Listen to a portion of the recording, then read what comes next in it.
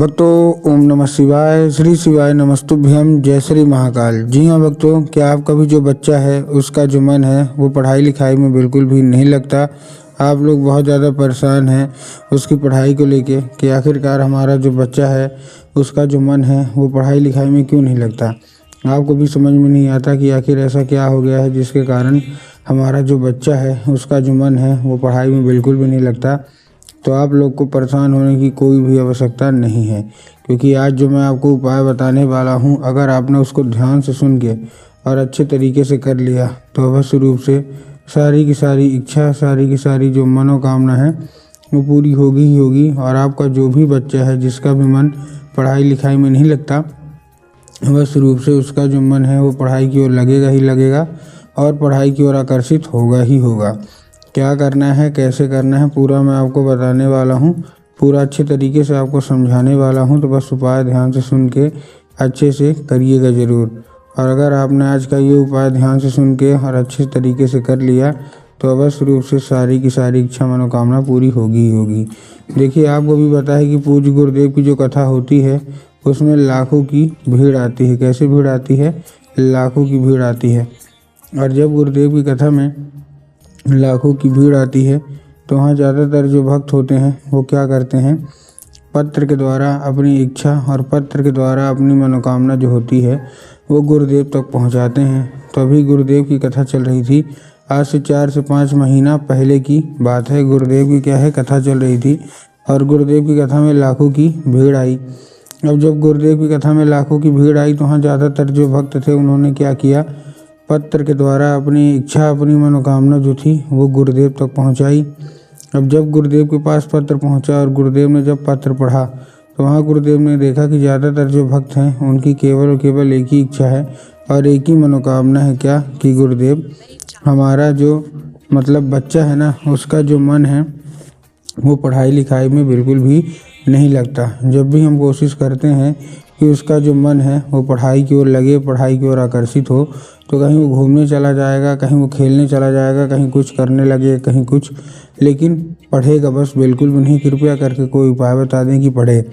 हमने उसके पीछे क्या कुछ नहीं किया, बहुत अच्छी उसको स्कूल में डाल के रखा है, बहुत अच्छा उसको कोचिंग ट्यूशन दे रहे हैं, हर एक तरह की सुख सुविधा दे रहे हैं, लेकिन जब बात पढ़ाई की आती है तो बच्चा उससे भागने लगता है। कृपया करके कोई उपाय बता दें।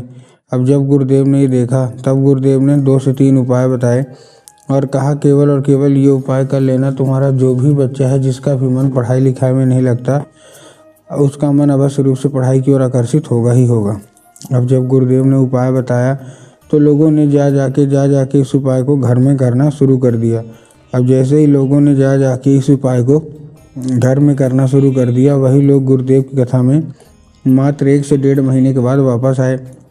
अब जब वही लोग गुरुदेव की कथा में वापस आए तो उन्होंने क्या किया, फिर से एक बार गुरुदेव को पत्र लिखा, लेकिन ये वाला जो पत्र था ये गुरुदेव को धन्यवाद के रूप में पत्र था कि गुरुदेव धन्य हो आपका, आपके द्वारा बताया गया उपाय हमने कर लिया है, हमारी सारी की सारी इच्छा, सारी की सारी मनोकामना जो है वो पूरी हो गई है, आपका कोटि कोटि धन्यवाद। हमारा जो बच्चा था जिसका मन पढ़ाई लिखाई में नहीं लगता था, अवश्य रूप से उसका जो मन है वो पढ़ाई की ओर आकर्षित होने लगा है अपने आप, बिना कुछ बोले। तो देखिए, जो लोग मेरी आवाज़ अभी सुन रहे हैं ना, अगर आपको भी जानना है कि आखिर ऐसा कौन सा उपाय है जिसको करने मात्र से इच्छा मनोकामना जो है वो पूरी हो जाती है, तो चलिए हम बताते हैं आपको आज की इस वीडियो के माध्यम से कि आपको करना क्या है।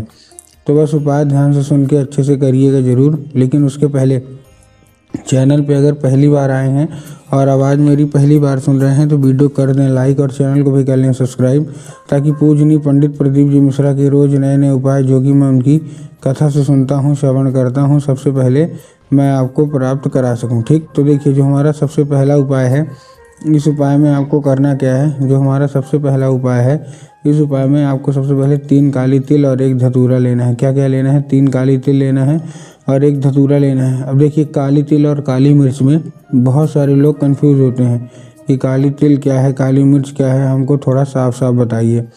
तब गुरुदेव ने साफ साफ बताया है कि आपको क्या लेना है, आपको लेना है केवल और केवल आपको काली तिल। ठीक, ले लिया। अब काली तिल लेने के बाद आपको करना क्या है, जैसे आपने काली तिल लिया, काली तिल के साथ साथ आपको क्या चाहिए, आपको चाहिए एक धतूरा, तो 3 काली तिल और एक धतूरा, ठीक। अब उसके बाद देखिए और क्या चाहिए।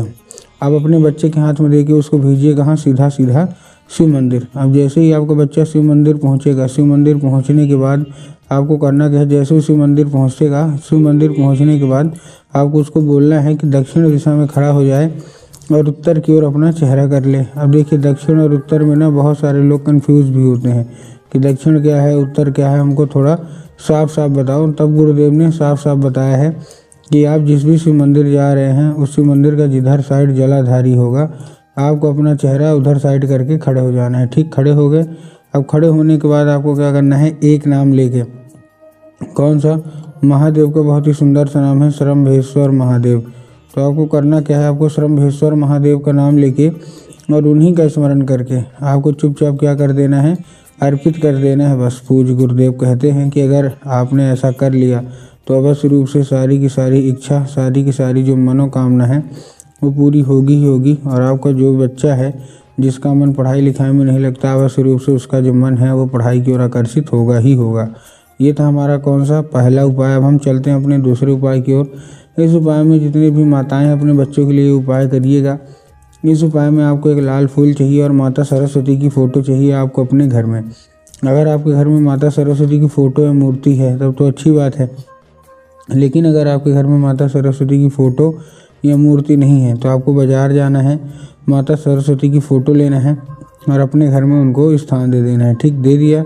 स्थान देने के बाद आपको करना क्या है, शाम के वक्त में, ठीक ना, क्या करना है, शाम के वक्त में वो जो है आपको सबसे पहले एक लाल फूल माता सरस्वती को अर्पित करना है और माता से उसको औषधि के रूप में मांगना है कि माता कृपया करके हमको इसको औषधि के रूप में प्रदान करिए। अब क्या होगा, अब ये औषधि का रूप ले लेगा। अब आपको करना क्या है, चुपचाप जैसे ही औषधि का रूप लेगा, औषधि का रूप लेने के बाद आपको उसी रात जब आपका बच्चा अच्छे तरीके से खाना पीना खा के सो जाए तो आपको लाल फूल उठाना है और अपने बच्चे के माथे पे 2 से 3 बार आपको उसको फेर देना है। पूज्य गुरुदेव कहते हैं कि उस फूल के जरिए स्वयं माता जो सरस्वती है ना वो उसके दिमाग में प्रवेश कर जाएंगी, ठीक। ये तो था हमारा कौन सा, ये हमारा था दूसरा उपाय। अब हम चलते हैं अपने तीसरे और आखिरी उपाय की ओर। अब देखिए जो हमारा तीसरा और आखिरी उपाय है, इस उपाय में आपको करना क्या है। तीसरे और आखिरी उपाय में आपको सबसे पहले क्या चाहिए, सबसे पहले आपको चाहिए पान का पत्ता और पान के पत्ते के ऊपर आपको शहद का लेपन कर देना है और अपने बच्चे के हाथ में देकर उसको भेज दीजिए सीधा सीधा शिव मंदिर। अब जैसे ही आपका बच्चा शिव मंदिर पहुंचेगा, शिव मंदिर पहुंचने के बाद उसको बोलिएगा कि माता शोक सुंदरी की जगह पे अर्पित कर दे। माता शोक सुंदरी की जगह कहाँ होती है, जलाधारी के बिल्कुल बीचों बीच, बस वहीं अर्पित कर दे। 1 से 1.5 महीने के अंदर आपकी सारी इच्छा मनोकामना जो है वो पूरी होनी ही होनी है।